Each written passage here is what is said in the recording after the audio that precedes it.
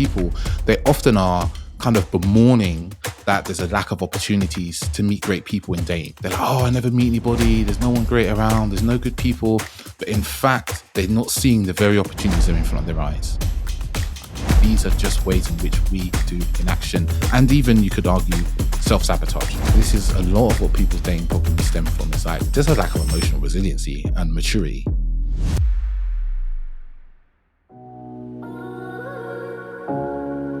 Welcome to the Authentic Man podcast.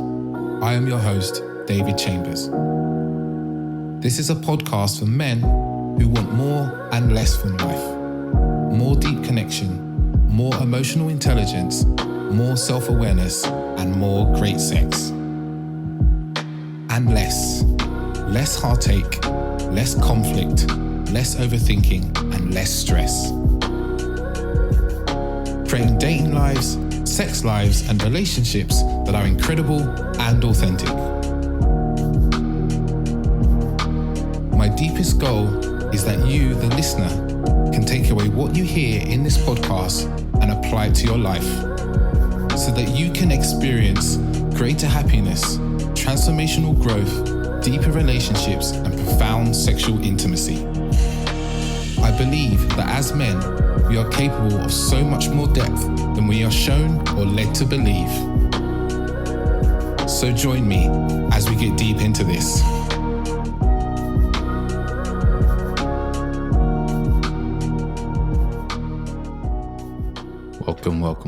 Welcome back to the Authentic Man podcast. I'm your host, David Chambers. Today's episode is a special one. It's just me, a little solo episode before Christmas. If you're listening to this before Christmas, obviously you could be listening to this in 15 years time. And hopefully in 15 years time, I hope it's still useful. But you know, we're getting into Christmas, and I've been talking a lot about dating recently. Because I've got a dating program coming up, and I'm really kind of looking into the ins and outs of men's dating lives and what's getting in their way, and going back through a lot of my notes from my clients. And one of the things that came up that I see a lot is inaction, right? And the kind of nuances of inaction as well. Like often we think of inaction, we think that's like doing zero, sitting at home in your pants, doing absolutely nothing. But actually there's a spectrum of inaction, in my opinion, right? And how this affects our dating lives. And if you know this episode is useful to you, I have a dating program coming up. It's a 5-week program that I'm doing at it's going to be 5 weeks covering the kind of important parts: inaction, fear, a lot of the insecurity we have as men, and helping you get over those things and get yourself into taking the action that matters, and the nuanced piece of action, not necessarily go from zero, but like those little actions you're not taking that could really help your dating life that you're forgetting about, or you're not even noticing that's hurting your dating life, or just the inaction. And that program is called Men's Dating Accelerator. You can find that in the show notes. There's a link to that. That's going to be running on Monday nights, UK time, at 7 in the evening through till the 19th of February. So if that's something that's interesting to you, it's actually a really low cost. If you're getting this in December, it's still £222. In January, the price goes up to £300, which is actually, you know, very little considering the amount of content. There's going to be at least 5 90-minute sessions that will be presented live, and there's going to be some other bonus pieces that I've got people coming in talking about online dating and mastering online dating. Got a really wonderful guest in to do that, someone who's actually on the podcast. And I've got someone to come in and talk about approaching and how to and the kind of nuances of that, doing that from a place that's like conscious and compassionate and caring for the people that you're going to go and talk to, and the sort of conversation tidbits and so forth. So I'm bringing different people in. I may even bring Orsa in to do a little conversation about things from a woman's point of view. So enough of that. If you're interested in that, go into the show notes, and you can purchase that directly. And I'd love to see you. But let's get into the episode. Let's get into the cost of inaction, because I see this again and again in men's lives, and it can have a spectrum from, as I said, from the cost of inaction being men who are taking no action in their dating lives at all. They're just terrified. They're not doing anything meaningful at all. They're not going and meeting anybody. They're not on dating apps. They're not going on any dates. And I see the cost of inaction at the other end of it, where there's men who are going on a lot of dates and they're getting their dates are getting more meaningful sometimes, but then something happens. And I can see with them is that there's opportune moments where there's actions to take. There is actions or ways of being to embody, and they pass up those actions, sometimes consciously because of fear and so forth, things we'll talk about today, and sometimes unconsciously because they don't even realize that moment there could be an action that they could take. So as I said, it's this action that we're often missing is like, we're not taking these actions in our dating lives that could create these kind of like needle shifting moments, right? That needle might just be deepening the dating situation. It might be asking someone for their phone number, right? It could be being bold with the conversation that you bring. Right? These are all ways in which we have to take actions in certain moments, or feeling the moment more than anything, to be like, oh, what's this moment call? What's spirit calling for in this moment, right? From me, what's this? Not necessarily the woman you're with, but actually like, or the person you're with, but like, what's this moment that we have built up to calling for in this moment? Yeah. And like I said, it could be just deepening the conversation. It could be like, I don't know, maybe being slightly provocative in the moment, right? Or it could be being a bit more playful in the moment, and we pass up that action for something safe, or nothing at all because of fear or anxiety or so forth, right? And I see this with men quite a lot. Like some of my clients, one of the things I get them often to do is to go out and start meeting people more in real life. So going to bars with friends, or going to events that are interesting to them. And I often ask them like how the events go. And the common kind of inaction pieces are, oh, I was talking to someone and it was going really well. We were flirting. It was fun. Oh, and then they said they had to go. And then I left it there. And I'm like, so you didn't ask for a telephone number? You didn't ask for some sort of contact details, like nothing to kind of keep it going. And it's like, boom, that's the moment of inaction. There's an action to take that the moment is calling for, that can be done respectfully and in a way that is caring and so forth. And you don't take it. And when you look back, there's like, oh, there's some fear there. That's why I didn't take that moment, right? I didn't take that action because there was somewhere that we're afraid of, right? Or another sense of inaction I see in a lot of people is that there is a pattern that keeps playing out in their dating lives or their relationships, right? And that stops the situations from developing to something deeper, something more meaningful. And they choose to ignore it. They choose to ignore the pattern and just blame all the people they meet. Like, oh, it's because of the women I'm meeting, or because of the men I'm meeting. I just need to carry on doing what I'm doing, instead of looking at themselves. That is also a form of inaction to me, because you're seeing something in front of you that is calling for some action, so calling for some analysis that is an action, or calling for you to get a third opinion. That might be a therapist or a coach, or someone who isn't just going to tell you what you want to hear, and you choose to ignore it and you carry on, right? Or it could be that you, like you said, you don't introduce, you're dating someone and you're sleeping together, and instead of introducing some beautiful tantric practices that you've learned through a workshop you've gone to, or a book that you've read, you pass up the opportunity, right? You don't take the action that's obviously in front of you. These are all cases of inaction and how they show up in people's dating lives, right? And because what I see a lot is that people, they often are kind of bemoaning that there's a lack of opportunities to meet great people in dating, right? They're like, oh, I never meet anybody. There's no one great around. There's no good people. But in fact, they're not seeing the very opportunities that are in front of their eyes, right? They're constantly in front of their eyes, right? Or they're not putting themselves in places and situations where those opportunities could arise.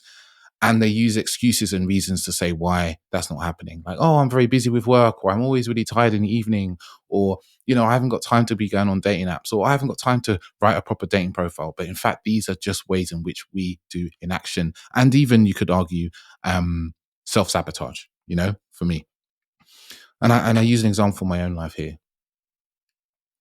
Imagine if I was to have not acted when I met Orsa, because I met Orsa through this podcast, episode 37, if you want to hear the first time that we recorded together.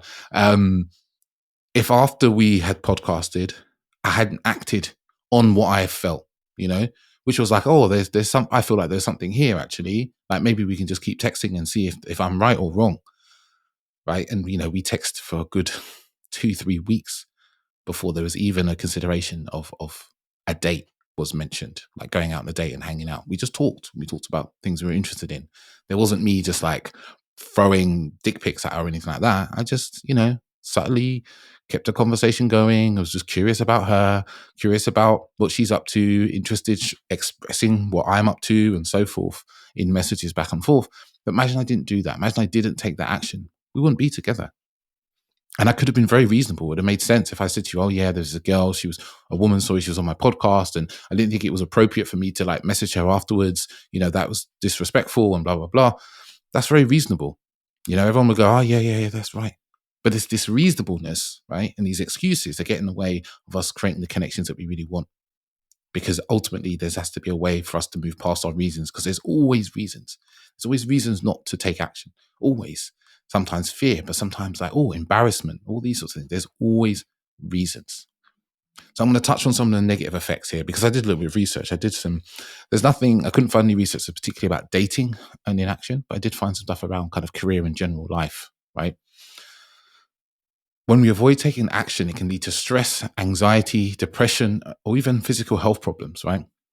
There's a study here that found that people who were more proactive in their careers and in their lives in general, right, had lower levels of stress and overall better health, right? They found that they followed these people for 20 years, right? It wasn't no short study, right? So people who are proactive in their life have less stress and better overall health, right? And there's another study about inaction when it comes to relationships. People who are proactive in relationships, right, have a higher level of relationship satisfaction. So if you're more proactive in your relationships, which dating is a form of relationship stage, you have a higher level of satisfaction.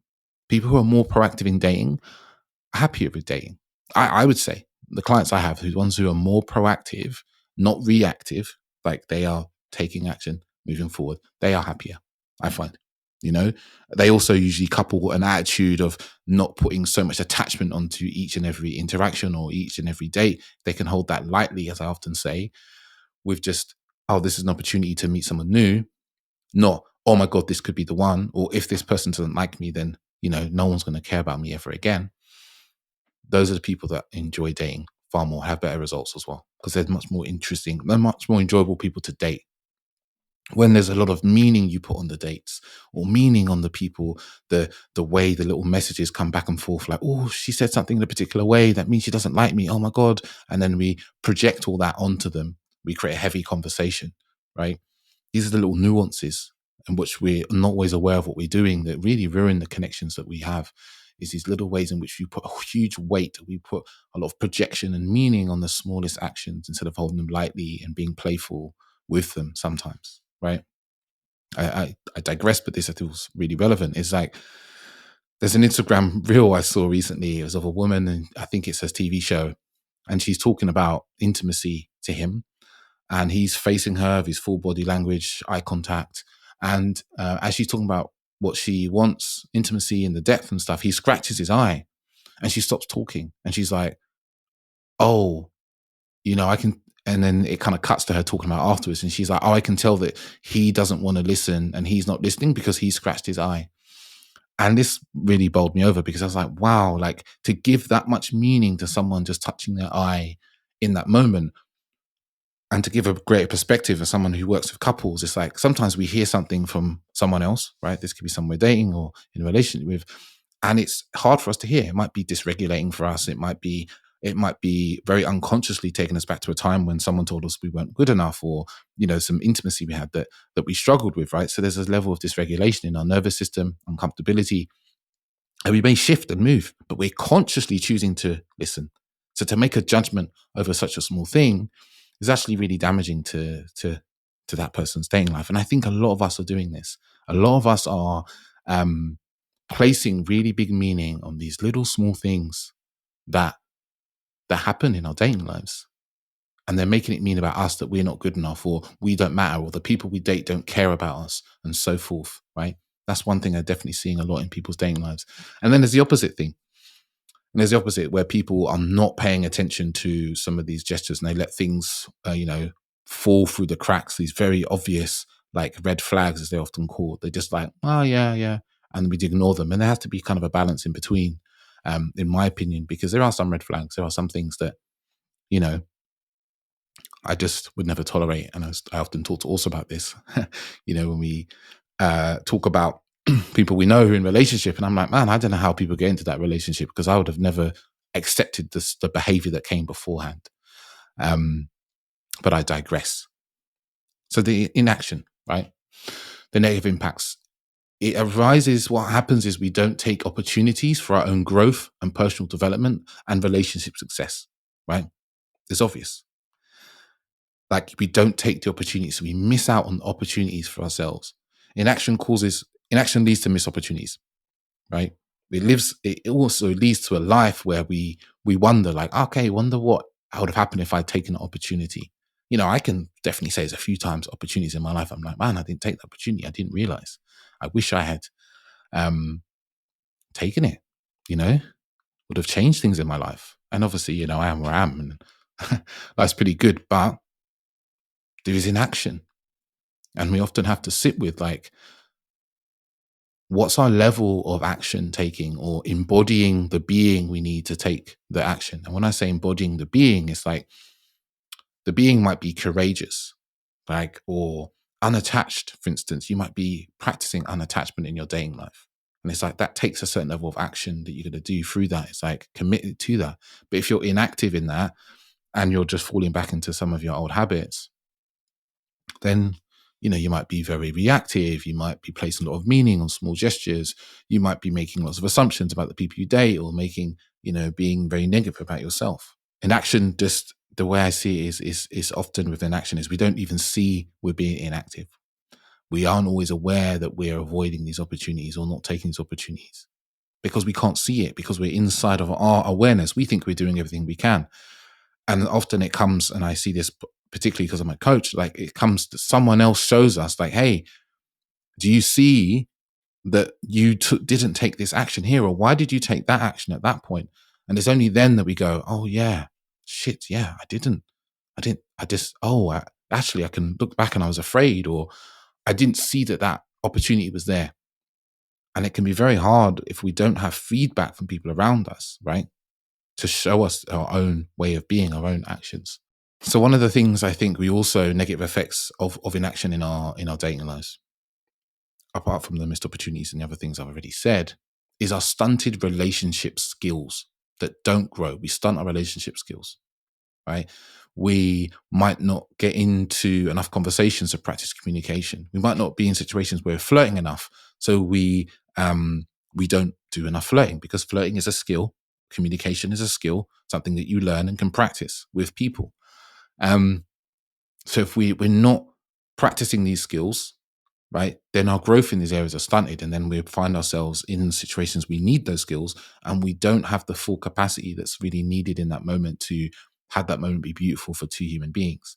So then we don't take the action that's needed, because we don't know what the action is, because we never learned, we never practiced.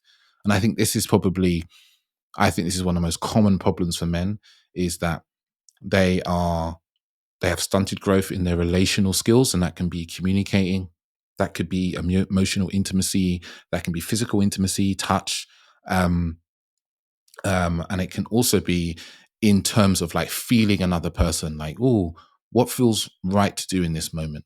Because that's a skill that we learn. Like, what feels right in this moment? There's a woman in front of me and she's talking to me. Oh, can I touch her on the shoulder? As we're talking, or the flirting has got to a certain point. Like, maybe I can be sexually provocative.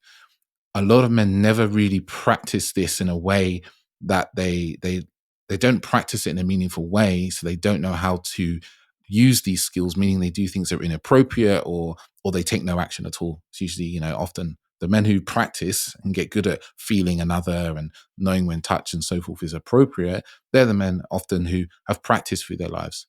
They might have gone to workshops, they might have just had lots of partners, right? But all of these things are practices in a relational sense, even conflict resolution, right? It's a practice. We get into conflict, we might learn other practices to deal with that conflict better. Or rejection, again, is a practice, because you have to learn to accept rejection. Or the emotional resiliency of dating, where you go on a date and there's someone doesn't want to see you again. Do you react with anger, and send a really abusive message? Do you react with passive aggressiveness and send some sort of snarky message? Or do you kind of shut down and kind of act like a child, right? We're like, oh, you don't want to see me again? Oh, fine. Or do you step into maturity and be like, hey, that's cool. I totally understand that. It's a real shame. I really enjoyed our date, but I really wish you well in the future and what you're looking for.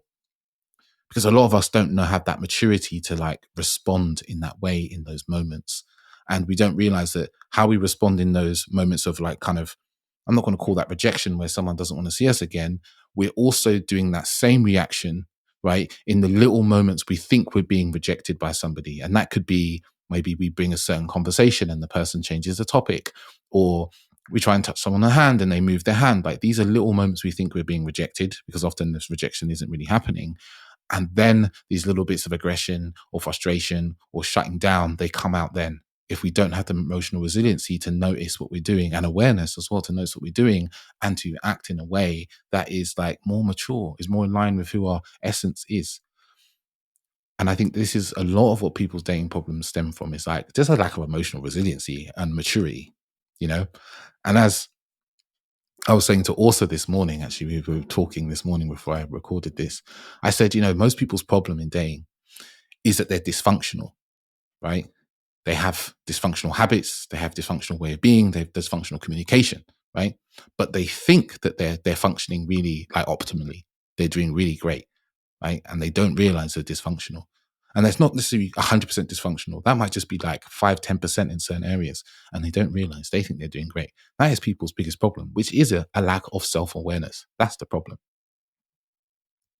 Back to my point, because I love to digress. So when it comes to the negative effects of inaction in our dating lives, another one is not really living life fully, right? This could be, you could blow this up into the inaction in life in general, is that we don't living life fully. We're living life in some sort of shadow of the life that we really want to live. It's almost like, is there a movie? I think it's Girl on the Train, I think, where she's watching this family and she's dreaming of the life she could have had. It's a bit like that. We can end up in this life where we're observing other people's lives and being like, man, I wish I was like that. I wish I was doing that. I wish a partner like that. I wish I was going to retreats like that. I was making content like that, whatever it is. And that's because we're not taking the action that we know we desire to take. Big or small. Big or small. It doesn't always have to be life-changing things, I can look back to a moment of my life, and I wouldn't say it was pivotal, but it was just a little shift. I remember I was in Belize and I was traveling. This would have been 2017. I was in Belize. I was traveling, and I was in a place called Key Kolka, beautiful little place. And I was chilling, and I'd met some people, and they were all going to Guatemala for a few days. And I was like, nah, I'm in Belize. I like Belize. I'm chilling. I'm staying here. They were like, come on, Dave, come to Guatemala with us. It'd be cool. You go to Tikal, which is some Mayan ruins. And I was like, no, I can't be bothered. And in the end, I did. I went. I said yes. And I went along. And I had a great time. I had a beautiful time with them. And, you could argue that that's not inaction, but it's just like, I took an action that I probably, I kind of wanted to take it. As a part of it was laziness. I couldn't bother to, I was afraid that I'd go somewhere and I wouldn't enjoy it as much as the place I was already in. And that is a sign of an action. I took the action that moment, and it's a well worth action that I took. Even when I moved to Madeira, there was a moment where we could have not done it because, it was middle of pandemic. It was 2021. Could have just gone, oh, no, it's not a good time. Let's not do that. We made it happen. And it was a wonderful 2 years of our lives to live there. So these are these moments you see in our life where we can take action or not take action. And, I can look back to another moment years ago. I had a job offer in Amsterdam, and I turned it down. I said no. I didn't act on that. And do I regret that? Yeah, I would have loved to live. I love to work in Amsterdam. I always wanted to. So the consequences are more kind of negative consequences of inaction, right? One of these is our self-perception, how we view ourselves, our self-esteem, our self-confidence. It erodes our self-confidence when we don't take action. It really does. Even if we take action and that action doesn't go the way that we want, we are kind of felt a level of confidence because we took that action. So when we don't take action, we start to see ourselves as someone who doesn't take action. I'll say that again. When we don't take action in our lives, in our dating lives, or in our lives in general, we start to see us more and more, ourselves more and more as someone who doesn't take action. We become more self-doubtful. I have no scientific research about this, but I've seen this in hundreds of people that I've coached, that when we don't trust the decisions and choices that we want to take, that we feel drawn to take, and we allow fear, insecurity, unsureness to get in the way, we become more self-doubtful, and we start to have more and more of a negative self-image of ourselves, making it harder for us to take opportunities in the future. So if we push this into dating, we kind of collapse that into dating. It's like the more often you don't take the opportunities to do something that you would like to do, that might be just have a conversation with the barista, like having a bit more of a conversation beyond just hello. That might be even like getting some great dating photos taken, right? So like every time we don't take those actions, we create this like thing in our mind, I think, that's like, I don't do the things that I want to do. I'm not one of those people, or I'm scared of taking action. And we kind of reinforce that idea. So we start to have these negative beliefs about ourselves, like I'm not good enough, and so forth. They get reinforced with this lack of action, right? Or a common one I speak to with men is like, oh, no one finds me attractive. I'm not an attractive person. People don't like talking to me. People don't like being around me. This is a common belief that I work with men, because often it's not true. It's been true once or twice or a few times, but it's not true. It's not always true. And you don't need to you don't need that thing to be 100% true, even though often when we have a negative belief like this, we are looking for evidence of its truth, and we're discounting evidence of it not being true. And then when we have this self-perception of ourselves, we start to embody this self-perception, this negative self-perception, this lack of confidence. We start to walk with a lack of confidence. We start to talk with a lack of confidence. We start to move in the world with the negative beliefs that we have and being not good enough. And then that is then felt by the people around us, or we transmit that through our communication constantly, or we react to people as someone who doesn't have confidence. So someone might tell you they find you attractive, and you will explain to them why they're wrong, or why it's because of some other thing, right? And you don't even consciously know you're doing this. It's just something you are now embodying, this person who believes that you're unattractive. And you won't have any evidence come to you that's counter to that. And I've done many episodes about this thinking, and the thinking then gets embodied in our action. Like this is something that people don't always realize. It's like, yeah, it's just thinking, but the thinking then gets embodied in your actions, the way you talk, the way you walk, the way you move, the way you say hello. And then people feel that because it's emotionally coming out of you constantly. I think this is one of the biggest reasons in dating why some people just feel like they repel other people, is because they have this air of negativity about them. They have an air of negativity. It's just there, or fear, or frustration, or what's the other word, like sadness. It can just emanate from you. But this can be changed. It doesn't have to stay that way. When you start to shift your thinking and your actions and your way of being, it starts to shift and change. And I know this because I see this with men that I work with couples as well.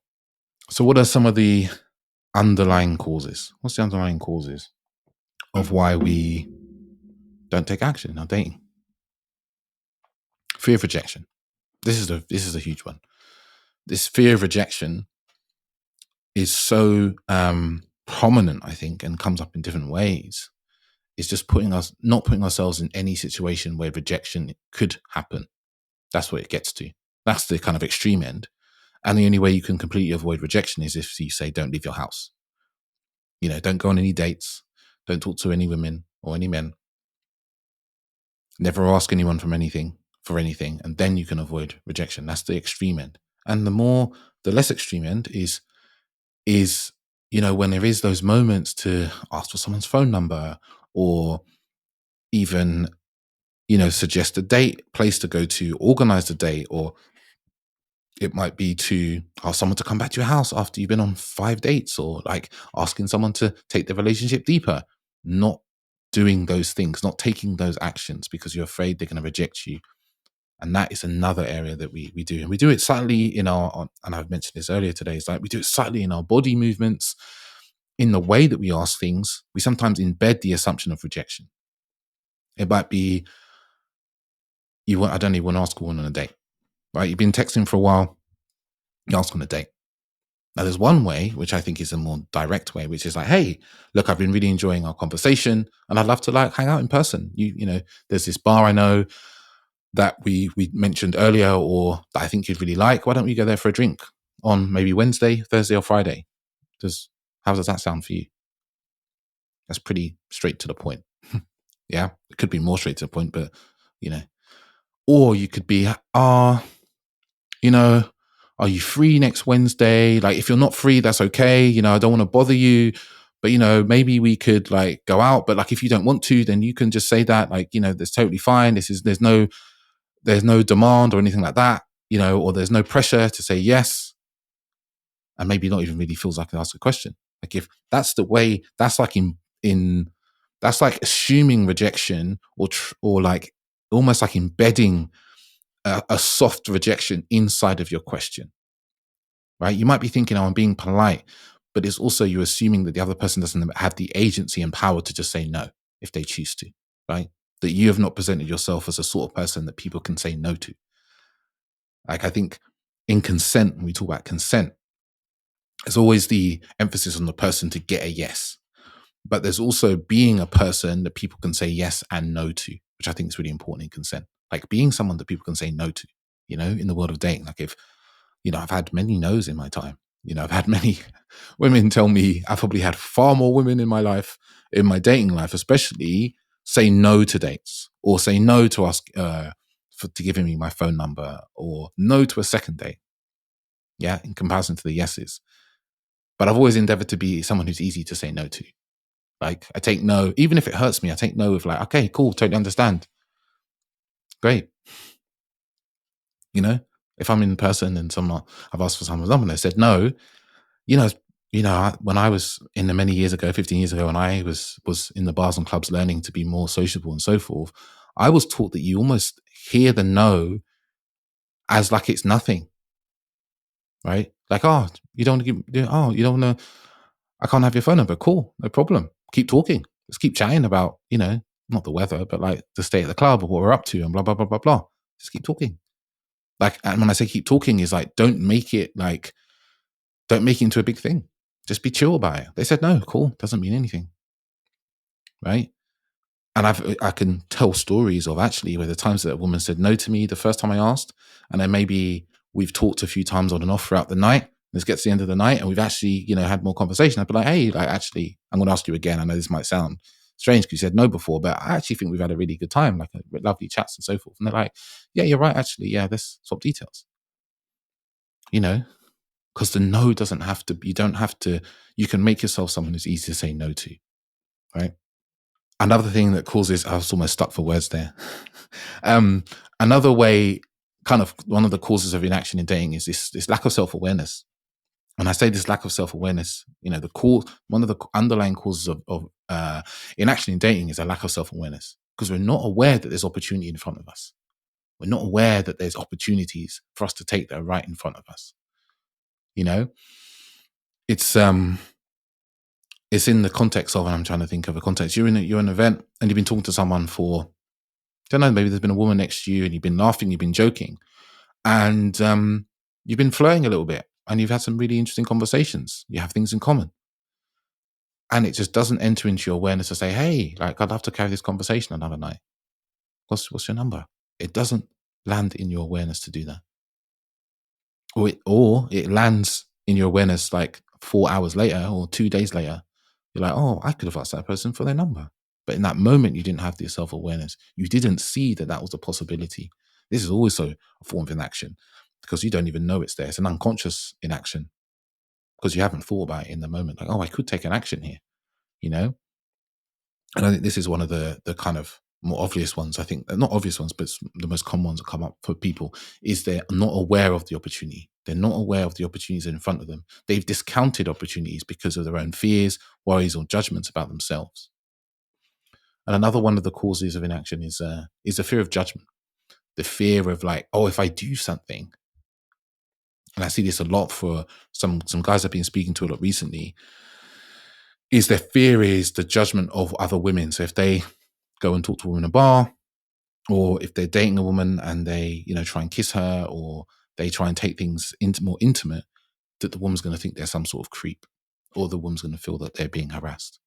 That's a judgment that I see a lot of men worrying about at the moment, and I think it's a very valid fear to have, right? But this stops inaction. And you may be like, oh yeah, but that happens to men all the time. They get accused of things. If you have the self-awareness, right, and the feeling of the moment and the person, the presence, you have to worry about that far, far less, right? Making yourself someone who's easy to say no to, right? As well, you bring those things in, right? That's a little solution to you right there. But that fear of judgment's a lot for men. They fear judgment, and if they get judged negatively, then they can be embarrassed. And there's a kind of fear that if they're embarrassed, people are going to point the finger and say you're a terrible human being and so forth in public.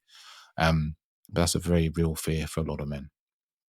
Another kind of underlying cause of inaction is making mistakes. It's kind of like, oh, I need to get it right. I need to get it perfect. And if I don't get this action perfect, then I shouldn't do it at all. This usually comes hand in hand with overthinking. I find this fear of mistakes. Like, oh, I have to get it right. I have to say the right words. I have to touch her in exactly the right way, in exactly the right place. Or I need to know how to, shift this relationship, that dynamic the right way before I have to have all the knowledge as well before I do anything. That's another cause of inaction. And I've seen it a lot, and it really it's a perfectionism. This right way, or doing perfectionism / doing things the right way. And often there is no right way to do things. There's just a way that there's kind of in front of you right now. Another one of the causes of inaction in dating is this comfort in being single. There's comfort and ease in being single. I see this with people who have been single for a long time, and they're like, I would rather be single and happy in my life instead of being with someone and being unhappy, right?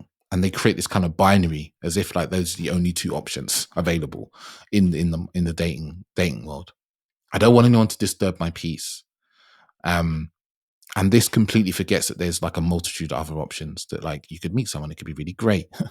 You could meet someone and you could have all these benefits you didn't realize that you could have for your life. We have this habit of that when we're dating, that we can't think of the unknown joy that a partner could bring us because it's unknown and we're single. So we don't know about this joy, and we won't know that joy until we get to be in that relationship. That's definitely been something that I've had to see for myself. It's like, oh, there's all these beautiful, lovely benefits to being in a relationship with both, with Orsa, that I would have never known existed before I got into a relationship that's this long or this deep. Another fear around the inaction is also the cost of rocking the boat, which is very similar to what I said just before, of like, they don't want to rock the boat. They don't want their life to kind of come out equilibrium. They don't want anything uncomfortable. They don't want to do any uncomfortable emotions and feelings or situations. And uncomfortable has a very wide spectrum, from the traumatic to the pee in the bed, and is in the pee that you would eat inside the bed. That's my opinion. That's a small thing to kind of deal with. Conflicts, in dating is and relationship is normal. Another thing I see in action, cost of inaction, is like the assumption that there's no good people. There's no good men, there's no good women today. This is a really big assumption I see a lot now, especially there's like a lot of rhetoric and media coverage. I say, social media coverage about how bad ... men are, or how bad ... women are. And we consume this information, and we consume these stories, and we talk about those stories. And that's all we start to believe that is possible for us. We don't really even realize that actually we could have a really great dating experiences. I do. Many of Orsa's clients do, and many of my clients do as well. So those are the causes. What are some of the implications, the long-term implications of this inaction in dating? Well, the first one is regret. I A lot of my coaching clients are people who are in their kind of 30s and 40s, sometimes in their 50s.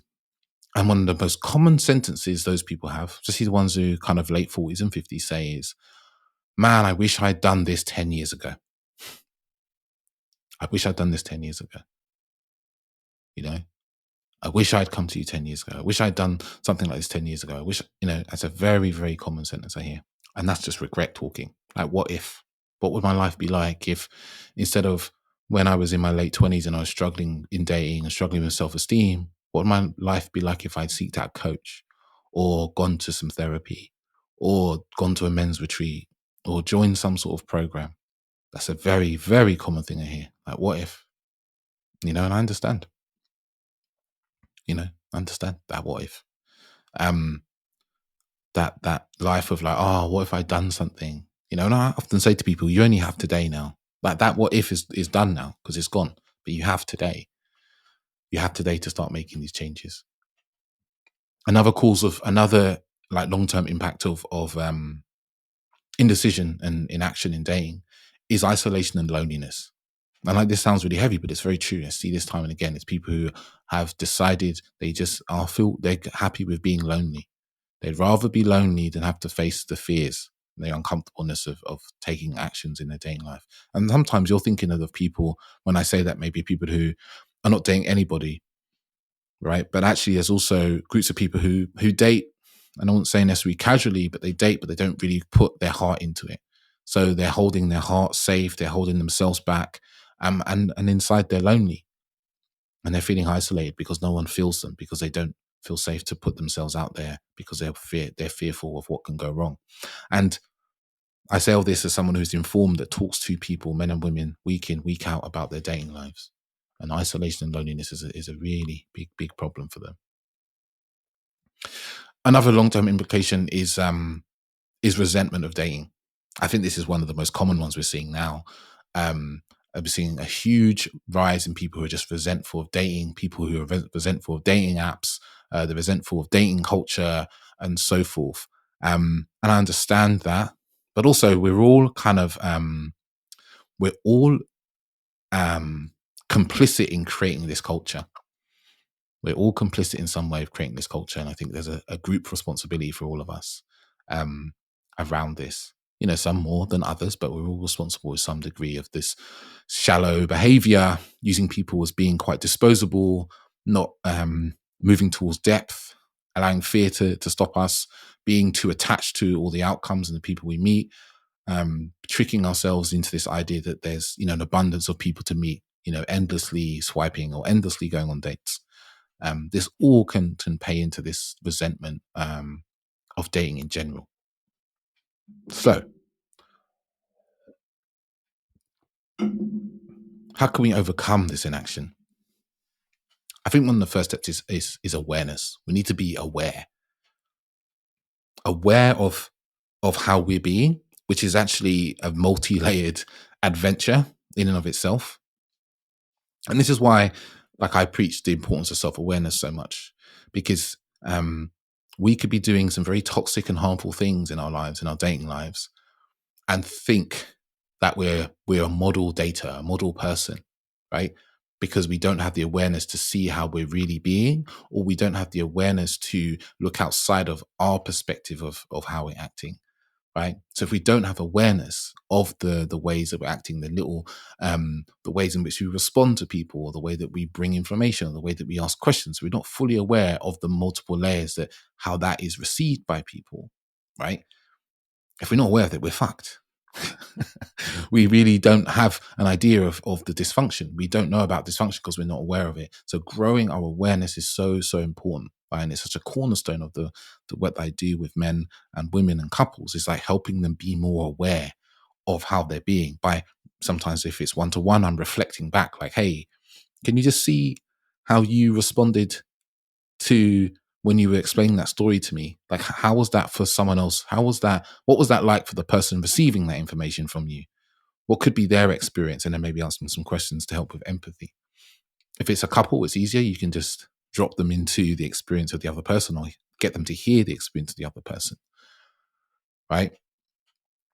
it's like this awareness, or maybe it's in group programs, and I'm often, getting people to do things like fear inventory, to take a look at their fears and the underlying, what's underlying their fears, or feel their fears. Or there's things like shadow work, or journal prompts to get them to have new awareness of how they have been and how they've been acting and what's influenced those things, so they start to see. Because then we start to change how we act in the moment, or to start doing some emotional practices to see how they react to their emotions. These are so important when it comes to us in general, but even in action, even in the context of inaction in our dating lives. And then we have awareness. We can start looking at the root cause. Is our action or inaction stemming from fear of rejection, fear of not being good enough, fear that we're going to make mistakes? Or does it come from somewhere else? Maybe it's almost inherited. Maybe we just got it from our parents. They're people who didn't take action. So we learned that action is unsafe, right? It's important to get an idea of like, what's there? And then there's taking actions, taking small actions, or being aware, could even insert here is like then starting to be aware when these opportunities come up. I've given a practice to one of my clients recently that's very similar to this, of like asking him to be aware of when certain opportunities arise. Don't do anything with them, but just be aware of those opportunities, be focused on seeing those opportunities. And it's really shifted his view on a number of things in his life. So it's like just becoming aware of these things and then taking small actions. Taking small action. It doesn't have to be massive actions, small, consistent actions in this area. So maybe if you're dating and you keep finding yourself not saying the things you want to say, or not asking the questions you want to ask, or not having the type of conversations you want to have, you make a commitment to like, okay, I'm going to bring, when I notice there's a conversation I want to have, I'm going to bring it, maybe you want to talk about, I don't know, your Tiddlywinks collection or your stamp collection, or it might be, for me, it used to be, I went to Tantra school. That was one of the things I found myself not taking action to talk about. I'd avoid it because I was afraid of judgment. If they know I'm going to Tantra school, what are they going to think of me? So, and I take small steps, and I just mention it like, like last night I was at my Tantra class, and just taking those small steps. And obviously, then you start to shift your view on yourself as well, because when you start taking those actions, as I said before, you start to see yourself as a person who takes actions in the moment that need to be taken, right? That's also a piece. It starts to shift and change. This becomes cyclical because you become aware of more things, you become aware of those fears and where they've come from, then you take some actions that go against those things, right? And it's a cyclical thing. It's not like a one-off thing and you're done. You're going to be doing this kind of iterative process forever. It's like action, feedback, analysis constantly. This is our lives. I worked in tech for a long time, and this was projects. But this is also how we move as people, because this is how we grow. This is how we become better. This is how we become better at the skills that we want, the skill of dating, the skill of relationship, the skill of intimacy. And you could add in feedback there. Feedback's a really useful one, especially if you've got a group of people you can turn to, a coach, a therapist, a men's group, a group coaching container, something like that, to get feedback from other people. And sometimes hearing other people's stories inside that sort of container can give you a lot of awareness as well, because you hear other people's perspectives on their situations and you learn from that. And I see that in my men's program that I run, which I'll also be running again in February, actually, 3-month program. Just hearing other men's stories open their awareness and their minds to what's possible for them, and they can take actions on that. And that shifts how they see themselves. And there's another piece in here. There's 2 more things actually that's come to mind around inaction. Is like, not being so self-centered, because a lot of the fears we have is like we're making ourselves really important. Like who we are is so important to other people, and all the little things that happen to us are so meaningful when they're really not. So part of it is like forgetting our own self-importance, letting go of this self-centered nature that we often move through the world. Like, thinking that people have the time and space and care to really judge us all the time. And that our mistakes, our tiny mistakes are really going to completely derail our lives. And then another piece is like quite spiritual, really, is like believing that we're part of something bigger, something bigger than just my little experience or my little fears. That We are part of a interconnected experience of human beings or consciousness, whatever you prefer to know it as. But it's like we're part of something bigger. It's not just us and our little me story. Poor me, poor me, poor me. It's like, I'm part of this big we. I find that when we start to shift our mind to thinking bigger than just us, service, or connecting to the thing we really want to create, our mission, our purpose, that we get outside of the little shell of our fears and worries and concerns more and more. Why are you dating? You're dating probably because you want to have a beautiful family, and you want to have a family that helps you shift generational trauma, or you want to continue a beautiful legacy of the things that your grandfather taught you. It's like we go outside of the little like, me, I wonder if this person's going to like me. And we get into like, I'm part of this bigger thing, this bigger system I'm trying to create something meaningful with. I could probably talk about overcoming action a lot because there's various bits and pieces in how I coach people, but I think that's enough to get people started, because part of inaction is also collecting information. A lot of people love to collect information as their kind of inaction, because that can feel like, oh yeah, I'm doing stuff. I'm collecting more information. I'm reading more books. I'm listening to more podcasts. I'm going to more talks. But what are you doing with that information? Are you actually doing something with it? Is it informing you to take different actions? Or are you just sitting with that in your mind? Because that is another form of inaction. And I guess that's why I've created this dating program as a gift, because of the price is really a snip for what my general time would be with people in terms of my coaching, my one-to-one or other groups. Because I know that dating is tricky, and especially in 2024, I know people don't want to have the same year they've had this year. They want to make some big changes. So I'm offering this program, as I mentioned before, 5 weeks. Starts in late January. The earlier you sign up, the cheaper it is as well. I've already got 10 or so men signed up, so there's going to be plenty of people in there. But you're going to have the opportunity to get some one-to-one coaching with me in the sessions, kind of hot seat coaching, as well as other experts and practitioners coming in, giving their information about, like I said, some stuff around approaching, what we'll call ethical approaching, online dating mastery from a place of actually care, and not this kind of like, let me manipulate people into wanting to see me and so forth. No, it's coming from a place of like authenticity. Yeah, everything I do comes from a place of authenticity, as well as in the program is like dealing with fears and insecurities and worries, getting you into action, and probably a whole host of other things, because it will also be shaped by the people that are in there and the challenges they have, and me answering those as we go through. So I'm looking forward to this program, because it's been a while since I've done anything that just purely focused on dating for this long.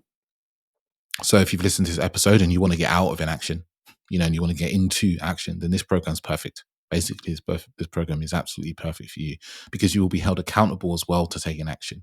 Because that's another thing that stops us in action. Stops us from taking action. We don't have anyone to keep us accountable, right? And accountability isn't like you're bad and wrong, you didn't do your thing. It's like they support you in doing the things you want to do and helping you do that and feel good about yourself for doing it, right? And when you don't, we'll ask why and support you more. That's how accountability should be. So if that program sounds interesting to you, my men's dating accelerator is what the program is called, then hop over to the show notes and you can find the link there.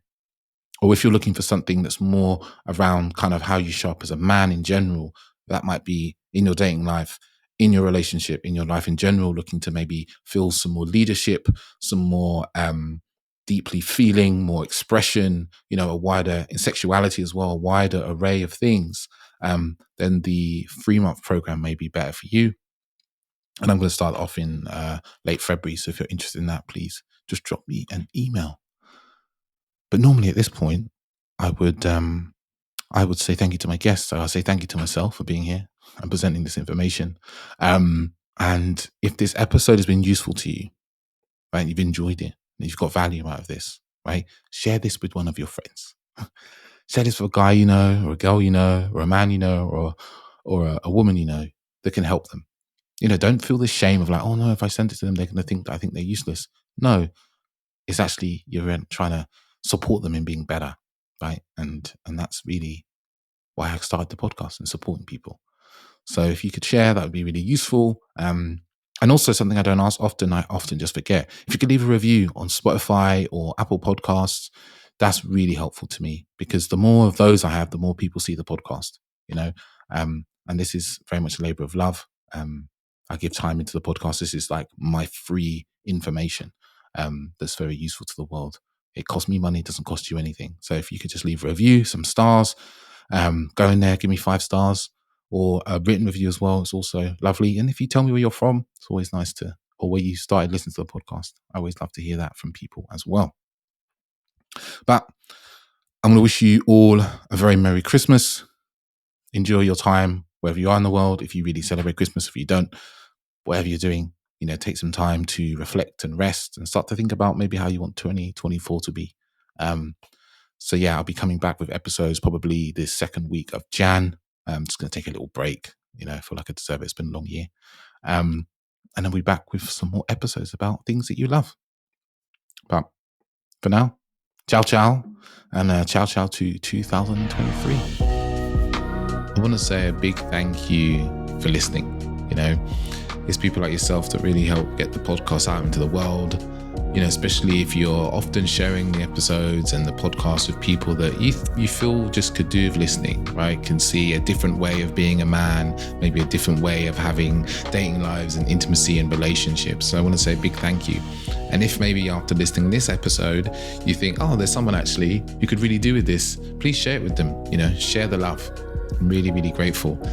And if, you want to get in contact with me for any questions, or you want to talk about coaching or any working together, feel free to reach out to me on Instagram @theauthenticman_, or you can email me hello@theauthenticman.net. Thank you very much.